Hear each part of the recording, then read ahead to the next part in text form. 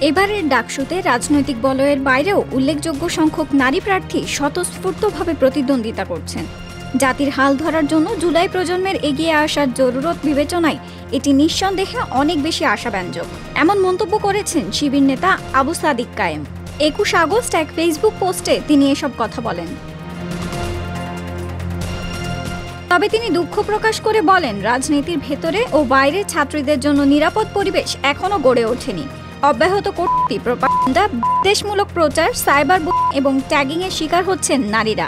তাসনিম জাহরা, ফাতেমা তাসনিম জুমা, সাবিকুন নাহার তামান্না আর উম্মে সালমার উদাহরণ টেনে এই শিবির নেতা বলেন, ডান বাম ঘরানার কেউই এই ব্যাধি থেকে রেহাই পাচ্ছেন না। এই অব্যাহত অপপ্রচারের ফলে অনেক নারী শিক্ষার্থী এখনও রাজনীতিতে ও নির্বাচনে অংশগ্রহণ করতে নিরুৎসাহিত হচ্ছেন।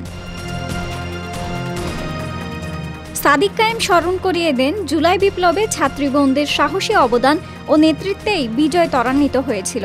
তিনি জানান, বিপ্লব পরবর্তী ডাকসু নির্বাচনে শিবিরের অন্যতম প্রধান অঙ্গীকার এমন একটি রাজনৈতিক পরিবেশ সৃষ্টি করা, যেখানে নারীরা মুক্তভাবে ও আত্মবিশ্বাসের সাথে নিজেদের স্বকীয়তা বজায় রেখেই রাজনীতিতে অংশগ্রহণ করতে পারবে।